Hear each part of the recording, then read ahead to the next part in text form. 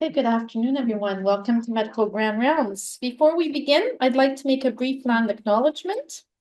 McGill University is on land which has long served as a site of meeting and exchange amongst Indigenous peoples. We acknowledge and thank the diverse Indigenous peoples whose presence marks this territory on which we now gather. Just a reminder to please leave your questions till the end. Please enter them in the chat.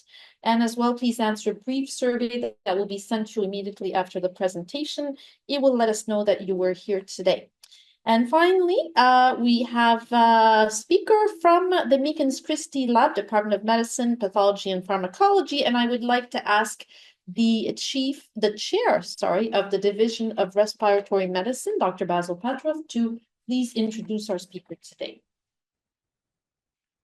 Thank you, Nadia. So it's a pleasure to introduce Carolyn Baglole. So Carolyn is a PhD scientist at the Meakins-Christie Labs and in the respiratory division, and she received her PhD from the University of Calgary and then did postdoctoral training at the University of Rochester in respiratory pharmacology and toxicology. So she's currently an associate professor in the Department of Medicine, as well as in the departments of pathology and pharmacology. She's well-funded, and her interest is in the pathogenesis of lung diseases caused by inhalational exposures, in particular tobacco, cannabis. I forgot to mention that she's also a director of the McGill Cannabis Research Center, and the topic of this talk, e-cigarettes. So take it away, Carolyn. Great. Thanks very much for the introduction. So before I begin with today's presentation on vaping, I would change the slide. There we go. I'd like to first state that I have no conflicts of interest with regard to funding. So I'd just like to remind everybody what the learning objectives are for today's presentation. So first is to understand the current state of vaping in Canada and around the world, and to really see how the prevalence of vaping has increased. The second learning objective is to better understand where we are with the current state of knowledge regarding the short and long-term health implications from using these products. So I wasn't sure the extent to which everybody knew what vaping was, so I thought I would just start with some basic definitions. So the definition of vaping that I prefer is the one listed by Health Canada, which states that vaping is the act of inhaling and exhaling an aerosol produced by a vaping product, such as an electronic cigarette or e-cigarette. So regardless of the shape, size, or configuration of the device, they all have the same basic parts. So they all have a battery, which powers the heating coil. And it's the heating coil that aerosolizes usually a liquid, but not always, that's held in some sort of cartridge that the user then inhales this aerosol through the mouthpiece. So the most common type of vape products are those that contain some sort of liquid. The most common are what we usually refer to as e-liquids containing nicotine. But of course, you can also vape what are called cannabis distillates, and you can also vape the dry cannabis flower. I'm going to focus on these three in order for my presentation. But of course, if you do a quick internet search on vaping and different products, there's a whole smorgasbord available, including essential oils, but I'm not going to touch upon these today. So e-liquids that contain nicotine, in addition to nicotine, contain various flavorings. And we're going to talk a little bit more about that in a few slides. And they also contain a solvent, usually some sort of ratio of vegetable glycerin and propylene glycol. So PG and VG are actually very common and are found in many products, including food. E-cigarettes made their market debut in North America in 2007. They were developed in 2004 as a smoking cessation tool. And therefore, the first generation e-cigarettes were called ciga-like devices because they were really designed to look and feel like a traditional tobacco cigarette. But since they have been on the market, they have undergone a rapid metamorphosis in terms of their shape. They've gone from the second generation vape pens to the advanced tank systems and the current fourth generation of pod style vapes. I would actually say that we're probably right in the middle of the fifth generation wave of products, because the devices now come in a variety of shapes that are designed to mimic everyday items, including a highlighter, a puffer that might be used for asthma maintenance, and even a smartwatch that doubles as a vape device. So I wonder how many parents, educators, or anybody listening to this presentation would be able to tell the difference between a highlight shown here and the highlighter you would all have in your desk. But really this, what I'm showing on this slide pales in comparison to what's actually available. These products come in all shapes, sizes, colors, flavors, brands, and nicotine formulation and concentration. So these products, in a relatively short period of time, have increased exponentially in terms of prevalence around the world. This publication that came out in 2021 estimated the global prevalence of e-cigarette use at around 86 million people. It's estimated that in terms of market value, that in 2020, it was roughly 15 billion, but in just a few years, it's expected to reach just under 100 billion, with half of that being generated in the United States. Even though this certainly paints a picture for increased e-cigarette use around the world, perhaps a more pressing issue is the uptake of these products by youth and young adults.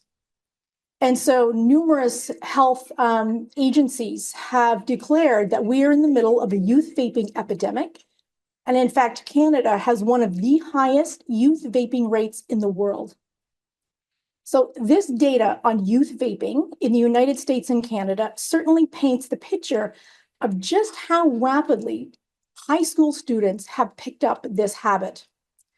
More recent data suggests that in 2022, just under 50% of students in grade 10 to 12 have ever vaped, with 12% approximately vaping daily. So I think actually these numbers don't tell the entire story, and I suspect that the youth vaping issue is perhaps even worse than these numbers show, and I'll tell you why in a few slides.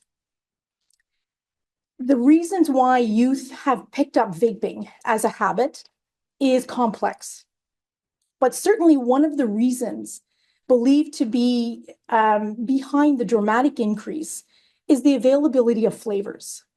So this data shows amongst youth in particular, how much they prefer fruity kind of flavors versus tobacco, which is really nil compared to the older age group.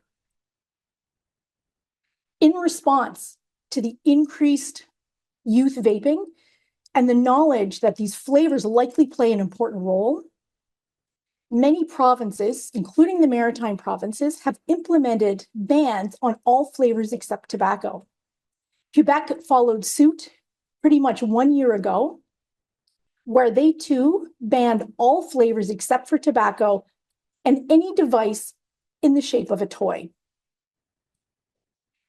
So I don't know how many of you have teenagers at home or in your life.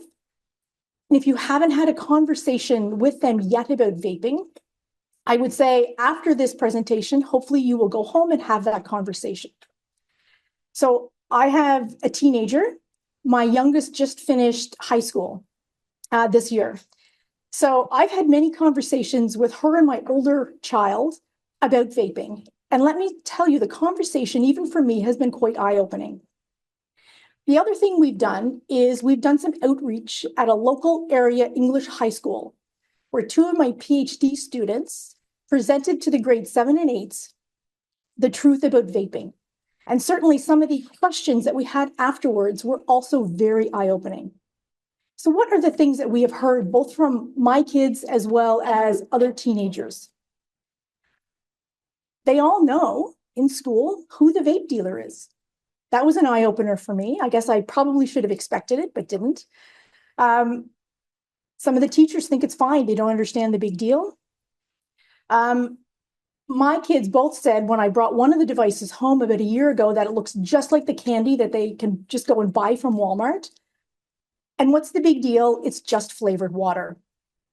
So let's take a little bit deeper dive into what they're calling flavored water. So when I said the diversity is unparalleled, it is estimated that there are at least 15,000 different flavors that are available, if not more.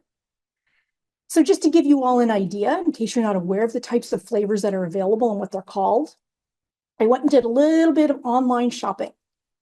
So once I lied about my age and said I was over 21, I had no problem shopping to my heart's content. I won't provide the name of the shop that I visited, but feel free to read it on the screen, either behind me or in front of me. So what kind of flavors was I able to find? Flavors that sound pretty good to me: Berry Blast, Lemon Delight, and Watermelon Ice. I went on a few other websites and came across flavors that are considerably more enigmatic, including something called Dragon Slayer and Infinity Unicorn. So companies that sell these products in this country aren't required to disclose what is used to make up these flavors. But independent labs have done this chemical analysis, and they have found, on average, there's 6 different chemicals per flavor, but with a pretty big range in the number of chemicals. The chemicals that are used include things like benzaldehyde and cinnamaldehyde. And these are chemicals that are considered GRAS. And GRAS stands for generally recognized as safe for oral consumption. But who knows what happens when you mix them together, heat them, and inhale them into your lungs. Another reason why vaping has become so popular amongst high school students, it's probably not hard to see that these companies have taken part of the playbook from Big Tobacco. So I'm sure there's folks in the audience that remember seeing ads for the Marlboro Man back in the day advertising cigarettes. You can see that this is a similar type of lifestyle ad promoting one particular product that I'll tell you about in a few slides. In response to these lifestyle ads from vape companies, Health Canada banned advertising of vaping products in 2020, any place they can be seen or heard by youth. But what about the internet? So perhaps you knew already, but there are, in fact, vape influencers that you can pay to promote your product online. This is one individual that I was able to find, and apparently he has about 230 Instagram followers. It's not hard to find more. In fact, I got his name from a website that promotes the top vape influencers so you can collaborate with them to promote your brand online. So, of course, the youth of today live online. They watch videos, short reels, and so on. They're also seeing some of the tips and the tricks that go into promoting these products. And so what you're seeing this gentleman do is something called cloud chasing. So it's when you take a vape device and the products, and you're able to make whatever he's doing here happen. And so the youth are seeing this and they're saying, I want to blow tornadoes. I want to do the tips and the tricks that he is promoting. There are even what they call cloud chasing Olympics, where you can compete for whoever can do the fanciest maneuvers.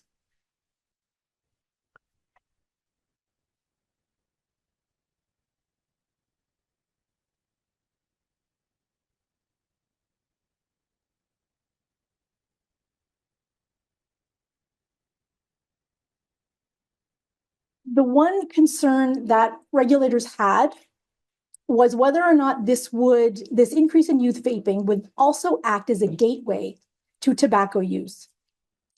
This does not seem to be the case because, as you can see, and this is US data, but I put the Canadian prevalence of youth vaping below, that there seems to be a divergence in the increase in youth vaping compared to smoking traditional tobacco cigarettes.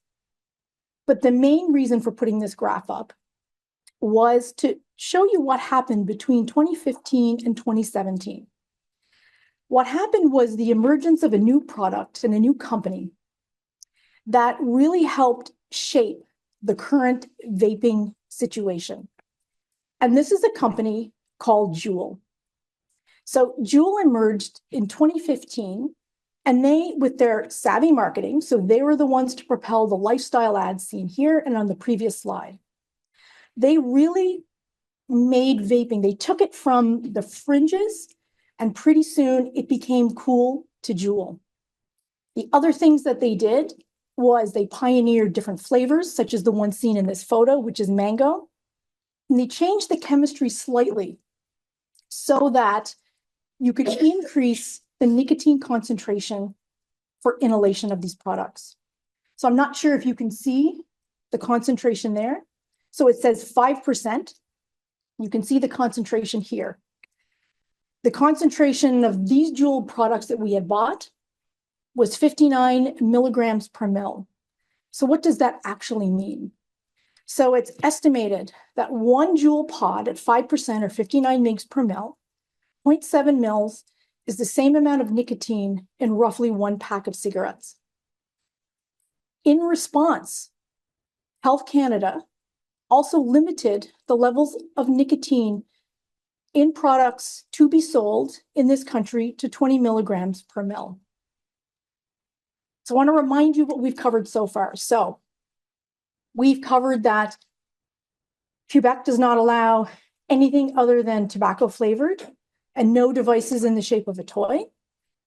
There are limits on advertising, that is Canada-wide, and a ban on selling products that contain nicotine in excess of 20 milligrams per mil. We wondered how easy, though, it would be to buy products that perhaps didn't fit this criteria.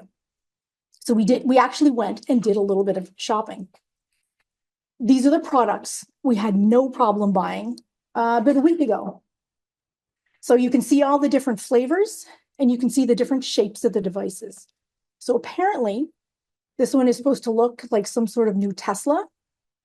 And these ones here, this one in particular, pairs with your smartphone. So in addition to vaping, you can play games, make calls, play music, and so on. This one here allows you to vary the sweetness of the product.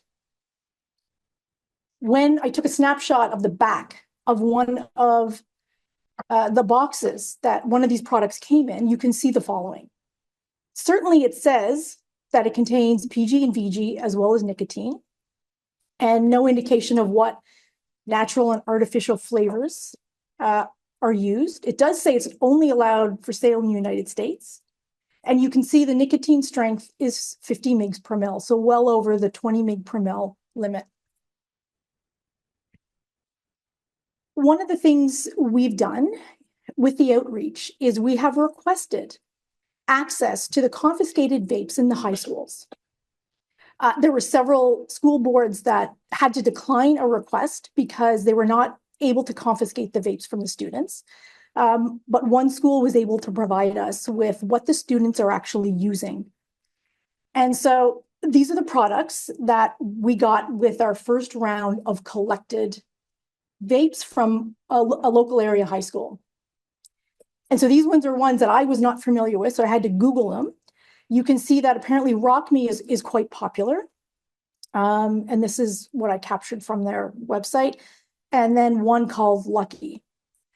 This one here was some sort of cannabis vape that I wasn't familiar with at all. And you can see what the warning is. So you might be wondering about the juice box. Why is there a juice box? No, this is not a vape. This is what the kids put their vapes in order to conceal them.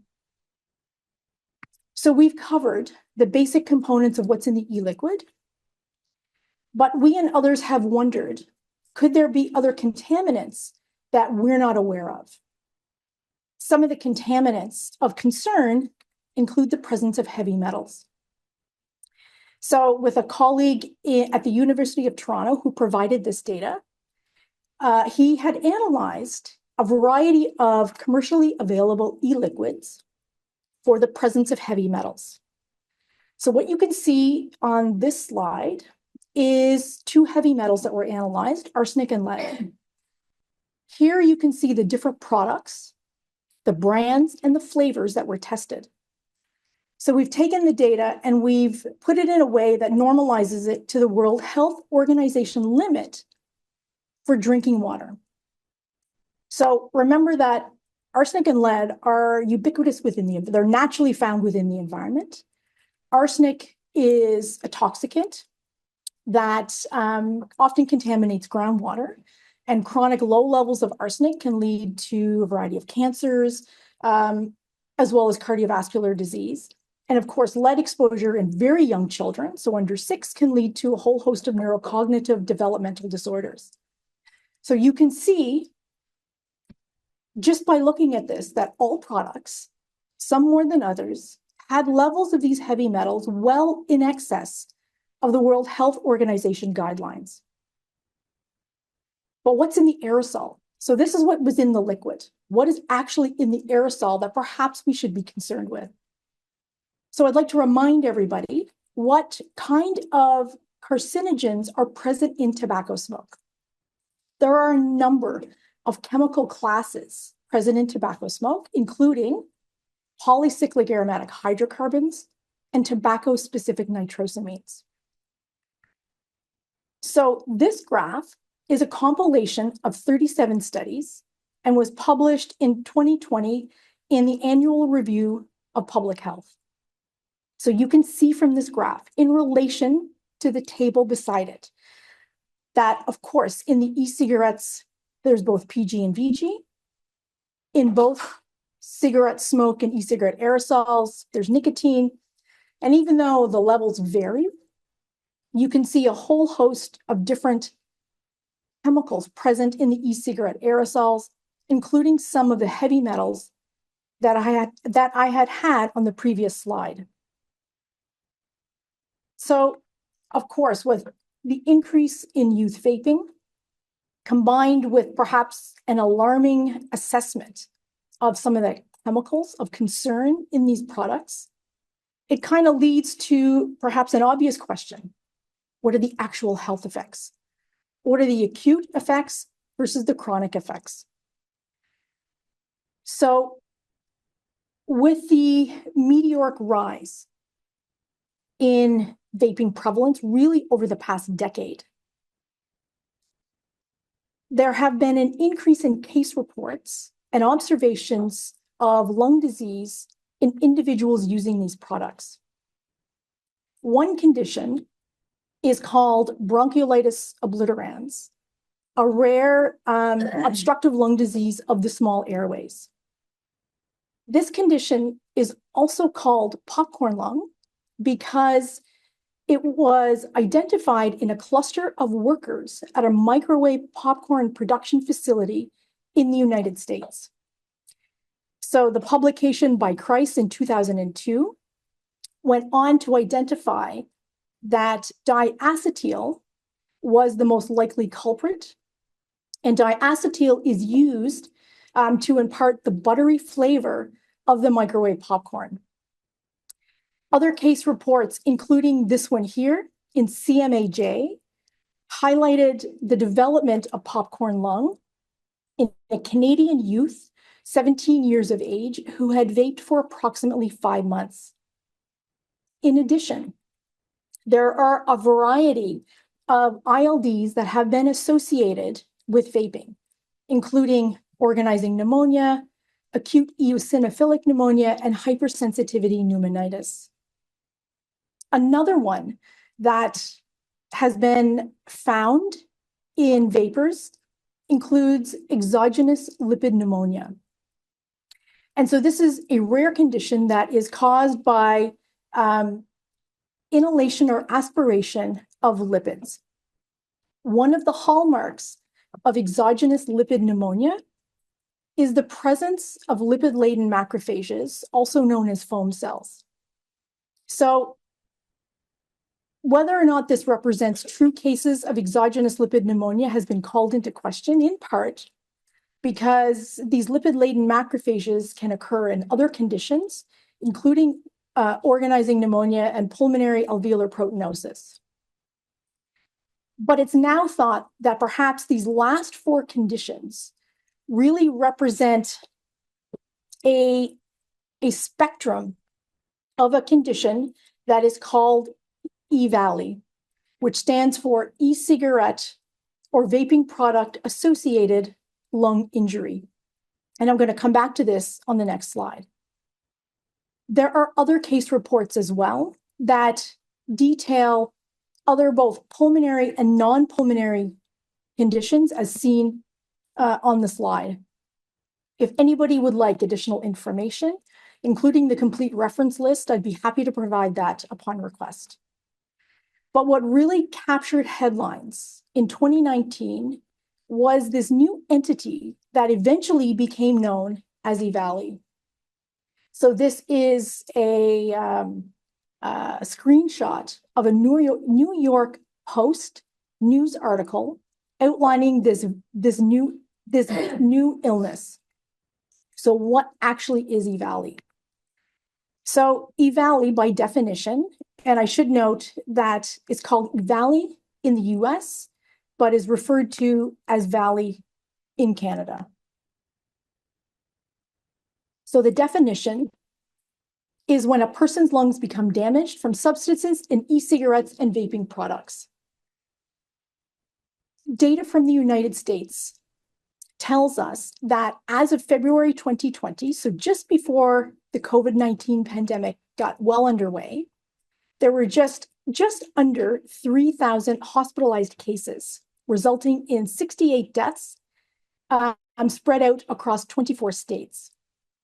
The majority of EVALI patients were male and had a median age of 24, even though the spread of that age range was quite broad. The vast majority, however, were 34 years and younger. There were cases in Canada, although as you can see, not nearly as many, and there were no deaths. However, out of these handful of cases in Canada, 80% were hospitalized and 50% of those ended up in the ICU. And so the symptoms for EVALI are quite nonspecific, as you can see here, which means that the diagnosis of EVALI is really a diagnosis of exclusion. So I won't go into any more detail pertaining to the diagnosis. As a PhD scientist, that would be beyond the scope of my expertise, but all the complete guidelines for the diagnosis are present online through the CDC. In the US, they captured quite a bit of information about the types of products that were being used by the EVALI patients. So more than 2,000, they captured this information for more than 2,000 hospitalized patients. And you can see from the slide that the vast majority utilized a THC or tetrahydrocannabinol containing product. About a third of these exclusively used these products, but not entirely. Around 60% also use nicotine containing products, and about 14% of these had exclusive use. We now know that the majority, but not all, the majority of EVALI cases came from utilization of products obtained in the United States illegally. And these products were THC containing products to which vitamin E acetate had been added. So I'll point out, though, that vitamin E acetate was not and is not allowed in vape products sold in this country. So I've outlined some of the cases of the acute effects and subacute effects of vaping. But what do we know about the chronic effects of these products when used long-term? So answering that question is limited by a number of challenges that we have. So one of the challenges is simply time. So these products, as I mentioned at the beginning, have really only been on the market for about 20 years. And their prevalence amongst youth and young adults really only dramatically increased in about the last 10 years. And so when we think about many chronic diseases that take decades and decades to develop over a lifetime, we simply don't have the time to understand if these individuals vaping today will develop chronic disease later in their life.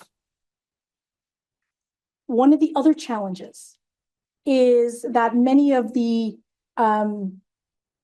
assessments in people who vape also used individuals that had prior or current tobacco use, making it difficult to separate out the effects from tobacco versus that of vaping.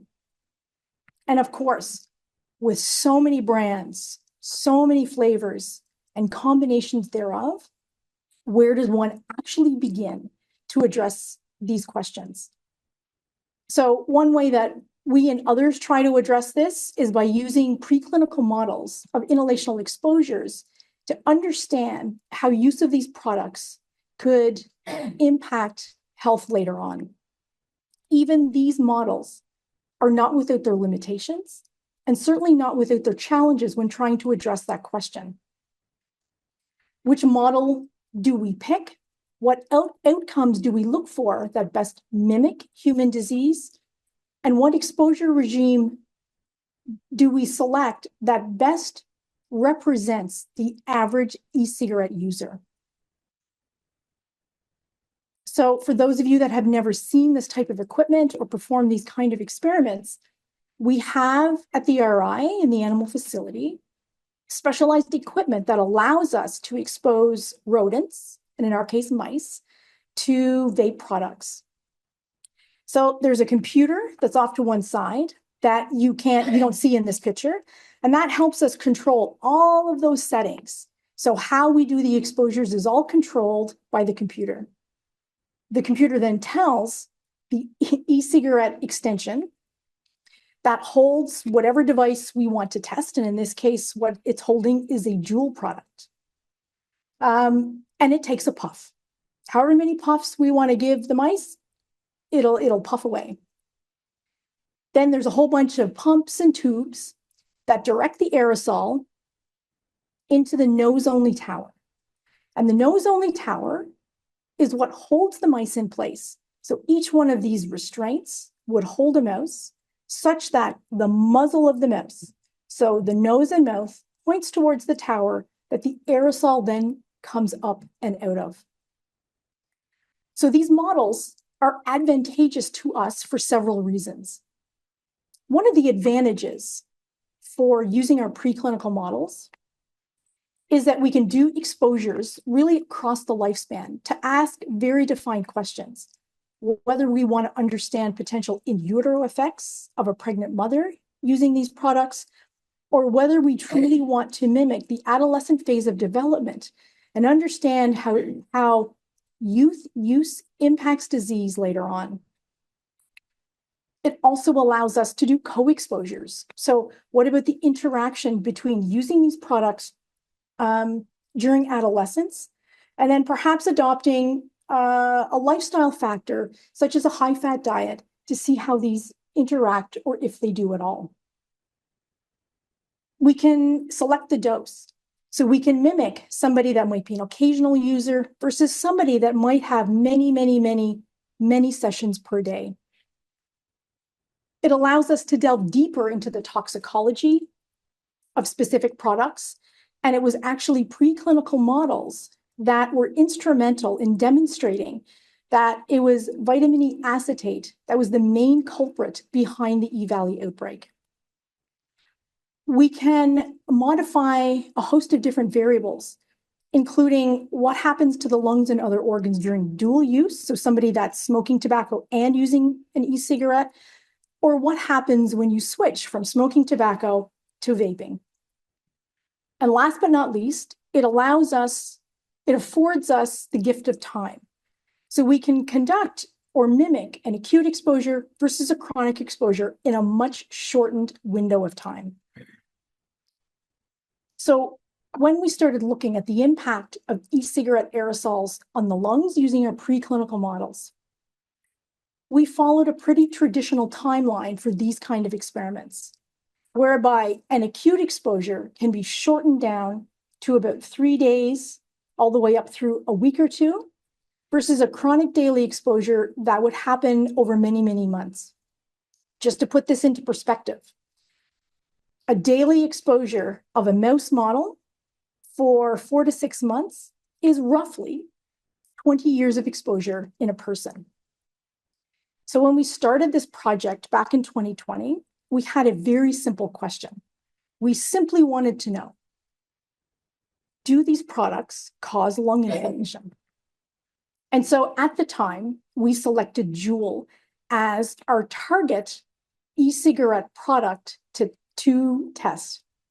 And we did this because in 2020, JUUL had the overwhelming market share in North America. Roughly 80% of e-cigarettes sold were JUUL. We picked the three top flavors, tobacco, mango, and mint. We did our exposures and we looked for lung inflammation using flow cytometry to profile the immune cells coming into the lungs. We did lung cell counts in the bronchoalveolar lavage, and we did multiplex ELISA to look for changes in chemotactic cytokines. When we started this, we had the initial hypothesis that smoking and vaping would have a similar, if not the same effect. Because we knew from smoking that when somebody smokes, and in our mouse model, you get an influx of immediate responders that includes neutrophils coming into the lungs. So we thought that we would see something very similar. When we analyzed the data, and I'm not going to show you all of it, I'm only going to show you a snapshot. What happened to the lung inflammatory response? So we did a couple of different exposures. So we did what we call a low exposure, which for us mimics sort of the occasional, maybe light user. So you see a whole bunch of dots on this slide. These whole bunch of dots are simply telling us that not much happened in terms of immune cell recruitment to the lungs. We would have expected, for example, neutrophils to be present in the lung lavage. They were there, but they were not increased by our exposures. We had an air control, just the solvent. And I'll remind you, that's PGVG, and the 3 flavors. We upped the dose. We went to a moderate exposure that probably mimics somebody using these products on a pretty regular or daily basis. We saw a little bit. So yes, we saw a statistically significant increase only in one flavor, and that's the mint flavor. Even though it's statistically significant, this is still a fairly low level of neutrophilia coming into the lungs. In any of our exposures, let me rephrase that. In none of our exposures did we ever see an increase in cytokines. Despite that, one of the things my students noticed was that it was only the mint-flavored e-cigarette aerosols that cracked our inhalation research equipment. So I can only imagine the potential that this product has on the lungs. We wondered, though, perhaps we were missing the signal. So perhaps this was, in fact, not the same as tobacco, but that whatever we were seeing would be something that was happening either earlier or deep within the lungs. So we've taken now more of a big data approach. So what we did for this experiment was we took the equivalent of adolescent mice, and we did our exposure to mint-flavored JUUL, and we did proteomic analysis to capture as much of the proteins that were changing in the lungs from this product. So the Venn diagram shows a clear difference between the proteins that were changed in response to JUUL between males and females. We then grouped these proteins into pathways. What that data told us was 2 things. The first thing was, indeed, there's a pretty dramatic difference between males and females. And the second thing was we were seeing changes in pathways and proteins that were related to lipids and atherosclerosis. But of course, perhaps the biggest question is, does any of this lead to chronic disease? To address this question, we actually had to switch products. So by the time we started addressing this question, we could no longer buy JUUL. The model that we decided to use was an inducible atherosclerosis model. So we could mimic lifestyle factor in a high-fat diet along with chronic vaping. So we ended up using two different brands, Stealth and Buse, both in their proprietary tobacco blend. We then vaped the mice for 4 months and looked in the lungs and the cardiovascular system. There was still minimal inflammation in the lungs, but what we saw was that in male mice exposed to the products, there was a significant increase in atherosclerotic lesions, accompanied by significant increases only in the males in circulating levels of triglycerides, cholesterol, and HDL cholesterol. So what do I take away from all of this data so far? So we clearly think that these kind of products, the aerosols generated from these products, are not inert and have major changes in the lungs and other organs. But I mentioned at the beginning that I'm going to talk about 3 different types of vape products. This is only one of them.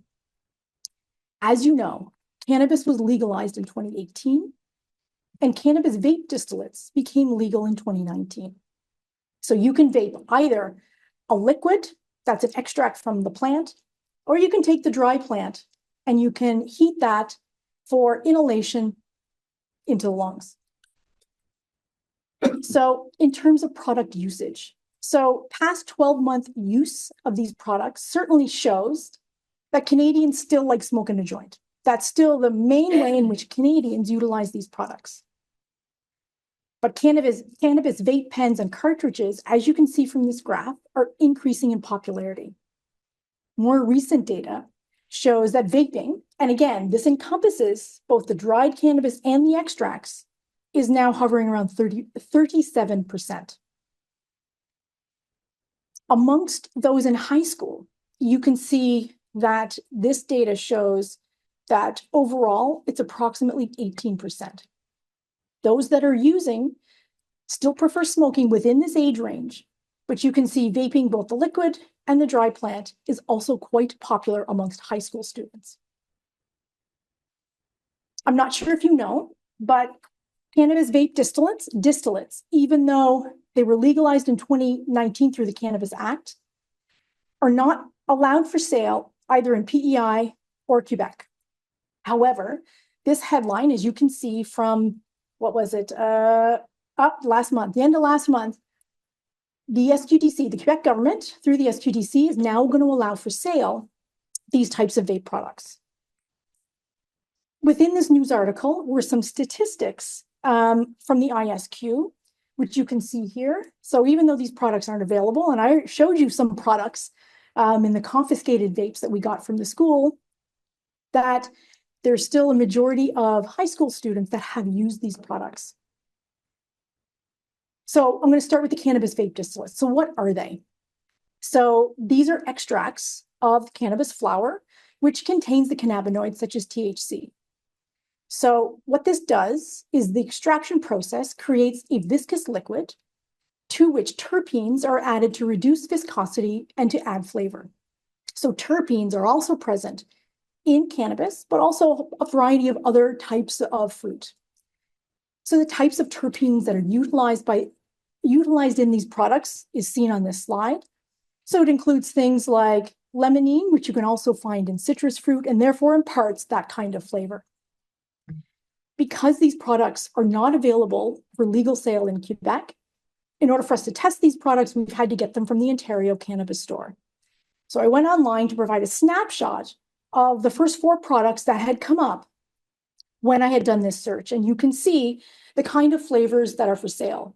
Things like Purple Monkey, Pineapple Express, Tropical Chewy Bear, and Blue Dream.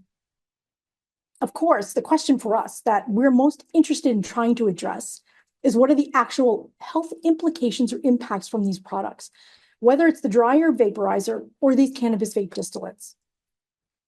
We're not aware of any publications at all that have used products for legal sale in Canada. We've turned, therefore, to our preclinical model to show that there's, again, a little bit of inflammation. There's a little bit of a hint, but not much happening. We often wonder when we get back negative data, what have we actually missed? So what did we miss during our analysis, and how can we delve a little bit deeper? So we know these products are getting into the lungs because the THC goes throughout the body. One of the cells that we become interested in, for several reasons that I'll explain, that we know would come in contact with these products are the alveolar macrophages. So remember that the alveolar macrophages are an important innate immune cell within the lungs. Not only do they phagocytose bacteria to prevent infection, they can also help both promote and control inflammation, but within the lungs are very, very important in being able to recycle spent surfactant. So therefore, what we did was we exposed, using our inhalation equipment, the mice to these THC vape distillates. And lo and behold, we saw the formation of these lipid-laden macrophages. So in this case, they're not red. We used a different dye, and you can see that they're stained green. We then took these macrophages and we did proteomic analysis to try and understand how the vaping was impacting these cells at the molecular level. What this told us was that these cells do seem to be perturbed. So we saw changes, again, in a lot of metabolic pathways, including downregulation of proteins associated with cholesterol metabolism. This is saying to us that vaping these distillates is likely to have a negative impact on alveolar macrophage function, even in the absence of lung inflammation. And we're currently trying to understand what the pathological consequences might be. But the other product that is readily available on the market are these dry herb vaporizers. So these heat the plant material. It's the same plant that you would smoke in a joint. You take the same plant, and instead of rolling it, you put it into one of these devices. It heats it to a temperature that is below the combustion temperature, so it doesn't burn, but it releases cannabinoids and possibly other chemicals. So I've gone online to this particular, to look at this particular device and what they're saying about it. So I would say about 6 months ago, I came across this statement on the website. Now, I've underlined in red what I think are for me, the most pertinent and salient points. That vaporization is clearly known for its reduced health risks, clearly. I did an updated search December 12th in anticipation of this presentation to see if this had changed at all. I think it actually got worse. Now what they're saying is that the vapor itself does not contain the same hazards of smoking. They're absolute on this. And last but not least, is vaporizing healthy? Of course it is. I mean, they have yes with an exclamation point. And no, I did not add the exclamation point. Clearly it's healthy. With this in mind, we wondered if this was actually true. So we had two questions. What's in the vapor coming from heating this plant material? And what does it do to lung epithelial cells? So how did we address those two relatively simple questions? So what we did was we took a THC dominant cannabis that we purchased from the SQDC, and we smoked it and we vaped it. So essentially we created extracts of the smoke and extracts of the vapor. We then took both of those and we did GCMS analysis to understand the chemical content. And for a biological outcome, we took lung epithelial cells, did the exposures, and then did RNA sequencing. So the first question, what was the answer to that first question? What's in it? Okay, so these Venn diagrams say quite a bit, but I'll give you the take-home message. So the take-home message is, it is true, there are fewer chemicals we were able to detect in the cannabis vapor compared to the cannabis smoke. But we were still able to detect chemicals, and there was overlap between the smoke and the vapor. We classified these in a couple of different ways, whether it's the chemical class or their known toxicity classification. And again, the numbers aren't important. What you can see is both differences, yet overlap in this classification. So the next question was, what does it actually do? So I won't show you all of the data.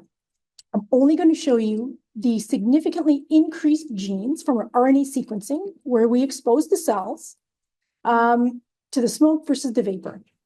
So the Venn diagram shows that the cannabis vapor elicits more of a transcriptional response compared to the cannabis smoke. Grouping these into pathways showed the main take-home message for me was the overlap in the pathways between the smoke and the vapor. I'm going to draw your attention to one. You can see that we see a couple of pathways related to cancer coming up. I'll draw your attention to the transcriptional misregulation of cancer. So you're not meant to read the genes that are down the side of this heat map. And if you can, your eyes are better than mine. But again, I want to emphasize the main point is the overlap and upregulation between the smoke and the vapor. Collectively, when we analyzed this data, what we saw was that cannabis vapor certainly elicited many types of biological responses, including cell stress, inflammation, and cancer pathways and apoptosis. Can I conclude from this study that vaping cannabis will lead to cancer? Of course not. But hopefully it raises the question that perhaps this product is not simply THC or CBD and that other things could be having an impact. So we've covered quite a bit over the last 50 minutes or so. So let me wrap up. So in terms of the clinical evidence, certainly there are a number of acute and subacute conditions that have been associated with vaping, and in particular, a condition called valley. I think there's many unanswered questions. What made those individuals susceptible?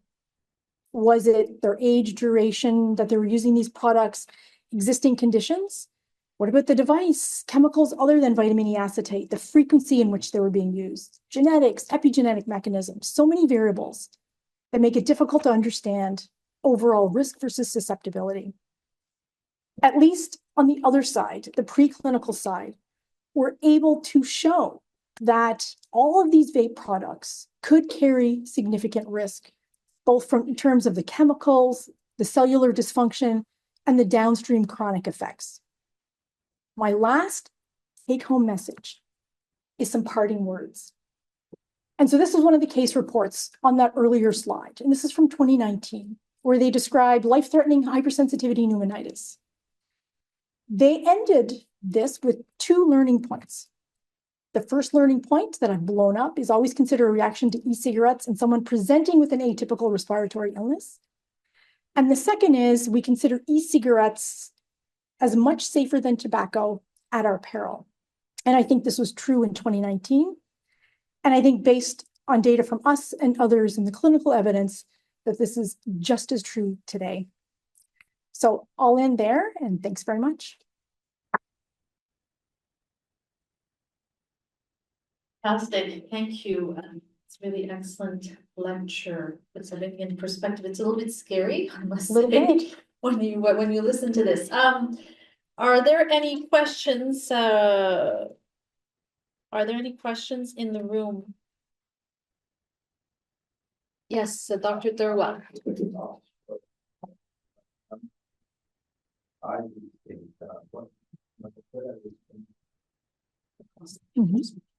So the question is, how much does it cost to buy these products? It varies a little bit. And so one of the reasons, for example, why JUUL fell out of favor was they were priced higher than some of the other newer ones that are coming on. I'm going to try and remember how much it cost us to buy these products. I would say you could get your hands on a pretty decent supply of vape products for anywhere between $20 to $50. Gordon? Excuse me.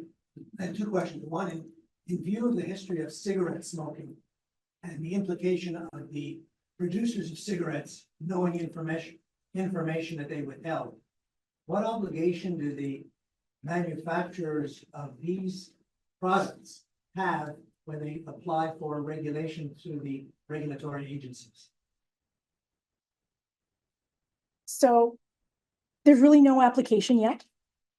They can simply sell the product as long as they try to adhere to the government standards. But as you saw, we can easily buy them. And there's even more available online with really no safeguards. Do I think there should be regulations? Absolutely. They're still not required to disclose what's in these products beyond the concentration of nicotine and that they contain PG and VG.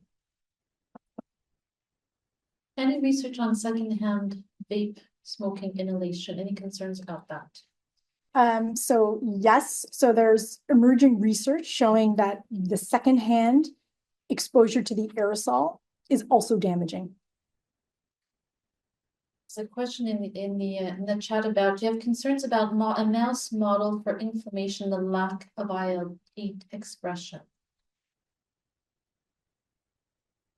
And when you say concerned, you mean the fact that we didn't see it and we're concerned that it's not there? That's what they're saying. Yeah. So initially a little bit, not because we didn't find it, but because we were concerned that the messaging that would come out from these publications could be that, well, there's no inflammation, so therefore it's okay. That was our concern. So another question in the chat, is there any damage shown to DNA or to transcriptional RNA in cultured cell by vapor? Much worse than nicotine has been shown to do, probably via nitrosamines. Sorry, I don't know if I answered. Yeah, so the answer is yes. There are some studies that have shown DNA damage in cell culture models in response to these products. There's also studies funded by tobacco companies that show no effect. So yes, there is positive data, and we even have a little bit of very preliminary data from our mouse model showing DNA damage as well. What would you say to someone who says they don't inhale? Is there any mouth oral kind of damage that has been shown? So yes, so one of the case reports on that slide that I had shown with the acute effects actually had, if I remember correctly, oral cancer as a case report. When you found an increased rate of atherosclerosis or chronic exposure, was it in the pulmonary vascular bed or some other particular vascular bed? So it was in the aortic sinus. So thanks very much for the presentation and for doing this research. I'd like to get a sense of, I'm assuming you're going to continue. What is your future plan? Because there's obviously a lot that we don't know. Can you give us sort of an idea of where you're going to go with this and how you keep us informed? Yes, so we have many, many ongoing projects, as you might well imagine, with so many questions left to answer. So because we see these changes in the alveolar macrophage population, we're trying to understand whether or not short and long-term vaping affects susceptibility to respiratory infections. That's number one. We're trying to understand why males in the mice were susceptible. The obvious one is that there's a role for sex hormones, so that's an area for exploration for us. And we're also interested in trying to understand the in utero exposure and how that affects progeny later in life. Is there any sort of advocacy towards Health Canada to try to have more control over these devices? So yes, so there is a push towards these regulations, but I would say that, it's kind of hard when the cat's already out of the bag. So you've got basically this explosion on the internet, as you saw, of the products, of the influencers. So it's kind of hard to now contain that back in. But there's certainly a push towards trying to get some sort of rein-hold on these products. Yeah, I'll just take one last question here from the chat. Do these cross the blood-brain barrier? So when you say these, I assume you mean the aerosols. And the answer would be yes, because they contain THC, they contain nicotine and other chemicals, and we know that's where the psychoactive and addictive effects are. Yeah, one last question, yeah. Well, I think that after your presentation, excellent. The question is, well, cannabis is still medical. Mm-hmm. And I would say yes, but with some limitation, because of course, even under the medical type of sort of part of these companies, you still have vaping products. And after your sort of your presentation, obviously those are not medical, they are still recreational and should be not used for medical purposes. Yes, I agree. So in case you didn't hear that, the comment was that these should not, vaping cannabis should not be used for medical purposes. It's not the same as prescriptions that are written Right. for medicinal cannabis. So on that note, a great big thank you. It was really, really interesting. I learned a lot, and I think this is a new topic for many of us. And we're happy that somebody is taking this on, because there's a good, credible research team like yourself does have to take this on. So we really appreciate you presenting today. I wish everyone, will close out grand rounds. I wish everyone a wonderful afternoon. Oh, by the way, this is the last grand rounds of the year. Wishing everybody best wishes during the holiday season, and best wishes for the new year. Thanks for joining us.